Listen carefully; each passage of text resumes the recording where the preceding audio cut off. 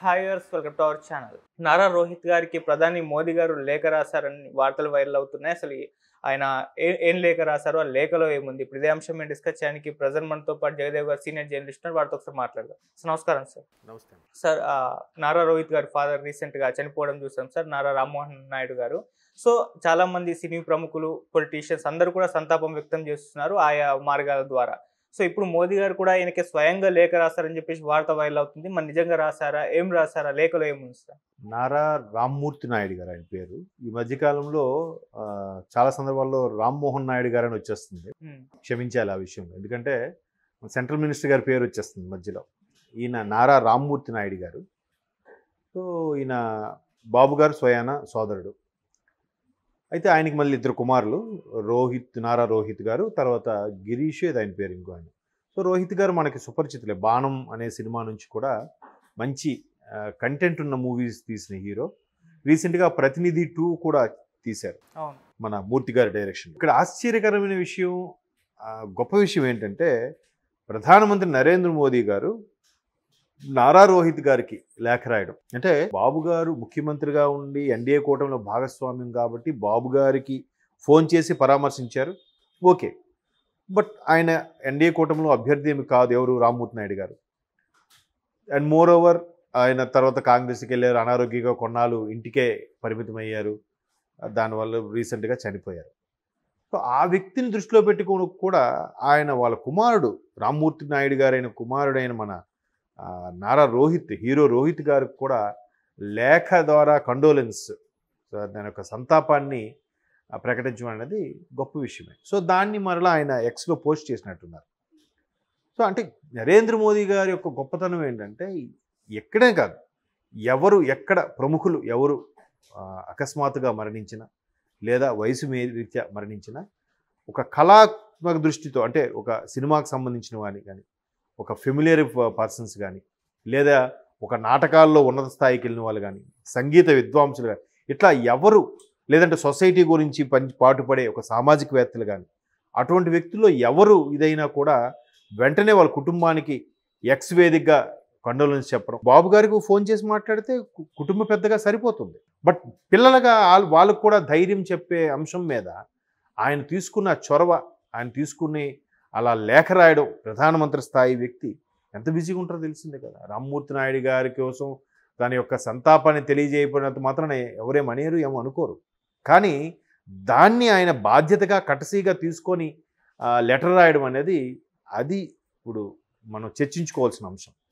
So అందులో కూడా తండ్రి స్థానం గురించి కానీ, తండ్రి లేకపోతే ఏ కుటుంబ పెద్ద లేకపోయినా ఆ కుటుంబం ఎంత చిన్నాభిన్నం అయిపోతుందా, లేదంటే ఒక సరైన అండని తోడుని కోల్పోతుందా అనే విధంగా ఆ లేఖ సారాంశం అది ఉండడం చాలా. ఇప్పుడు జనరల్గా ఆయన ఒకవేళ ఆయన మీద ఎవరు విసిరినా దాన్ని పాజిటివ్గా తీసుకుంటాడు.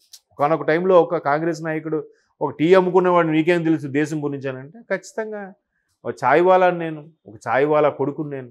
అందుకే సామాన్యుల పరిస్థితులు నాకు అర్థమవుతున్నాయి. ఆ ఛాయ్ అమ్ముకున్నప్పుడు వాళ్ళ కష్టసుఖాలు ఏంటని నాకు అర్థమవుతున్నాయి. తిండికి లేక కేవలం ఛాయ్ తాగుతూ బతికేసిన వాళ్ళు బాధలు నాకు తెలుసు కాబట్టే, అందులో బీజేపీ లాంటి పార్టీలు ఉన్నాను కాబట్టే నేను ఒక ఛాయ్ వాలానైనా ప్రధానమంత్రి స్థాయికి ఎదగగలిగాను అన్నట్టుగా నెగిటివ్ని కూడా పాజిటివ్గా మార్చుకునే సమర్థుడు ప్రధానమంత్రి. అంటే చాలా దగ్గర ఇక్కడికి వస్తే తెలుగులో మాట్లాడడం, తెలుగులో సంబోధించి చెప్పడం, ఉగాదికి తెలుగువారి శుభాకాంక్షలు, తెలుగు సంవత్సరం శుభాకాంక్ష చెప్పడం, తెలుగు భాషా దినోత్సవం మొన్నెప్పుడు జరిగినప్పుడు కూడా తెలుగు భాష ఎంత గొప్పది అని చెప్పి ఒక లేఖ రాశారు. దాని మీద ఒక స్పీచ్ కూడా ఇచ్చారు. తర్వాత మన్ కీ బాత్ రేడియోలో వస్తుంది, ఆ మన్ కీ బాత్లో కూడా తెలుగు యొక్క గొప్పతనం చెప్పాడు ఆయన. ఎంత గొప్ప విషయం చూడండి. ఒక్కసారి మనకి ఎలా ఉంటుంది, అబ్బా ప్రధానమంత్రికి ఒక పర్టికులర్ ఒక భాష ఇదనే కాదు, అన్నీ ఒకటే కాబట్టి అన్నీ ఒకటే అయినా గుర్తుపెట్టుకుని అలాగ విశేష చెప్పడం, గుర్తుపట్టుకొని సంతాపం తెలియజేయడం అనేది ఆ కుటుంబానికి ఎంత ధైర్యాన్ని ఇస్తుంది చూడండి.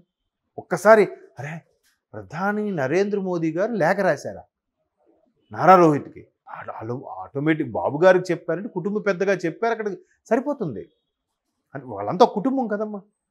సో అలాంటిది బాబు గారు ఆయన బాధ్యత ఆయన పాడి మోసారు. నాకు తెలిసి చాలా అరుదుగా రామోజీరావు గారికి ఒకటి మోసాడు ఆయన, మరలా సొంత తమ్ముడు కాబట్టి ఇక్కడ ఈయన మోసాడు.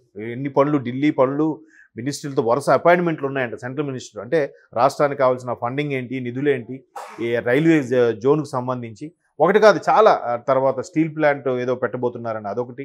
ఈ వరుసగా మీటింగ్స్ ఉన్నాయి. ఒక 4 రోజులు వరుసగా గ్యాప్ లేకుండా షెడ్యూల్ బిజీగా ఉన్నప్ప అవన్నీ క్యాన్సిల్ చేసుకొని వెంటనే ఫ్లైట్లో వచ్చేసారు. ఏదో ఉదయం జరిగి చనిపోయాడని చెప్తే నెక్స్ట్ రోజు ఈవినింగ్కో వచ్చేలా చేయలేదు. రావడమే కాక అన్ని దగ్గరుండి చూసుకొని పాడి మోసి బాధ్యతలు ఉండాలి కదా. ఎన్ని అనుకున్నా బ్లడ్ రిలేషన్ కదా. సో అట్లా అంటే జనాలు ఇవి చూస్తారండి. జనాలకి ఇది కావాలి, ఇది కావాలి అని అంటే ఇన్ ద సెన్స్ సెలబ్రిటీలు ఒక రాజకీయ ఉన్నతంగా ఉన్న వాళ్ళు చూస్తే అబ్బా వాళ్ళు వచ్చారా, వీళ్ళు వచ్చారా, వీళ్ళు రాలేదురా. ఆల్రెడీ ఇంకో రూమర్ కూడా స్టార్ట్ అయ్యింది, గాసిప్ కూడా చూసారు లేదు. ఒక ప్రముఖ హీరో రామ్మూర్తి నాయుడు గారు చనిపోయిన కనీసం పరామర్శించడానికి రాలేదు, ఆ కుటుంబ సభ్యులు అయినప్పటికీ రాలేదు, పేర్లు అనవసరం, ఆల్రెడీ వచ్చేసిందా.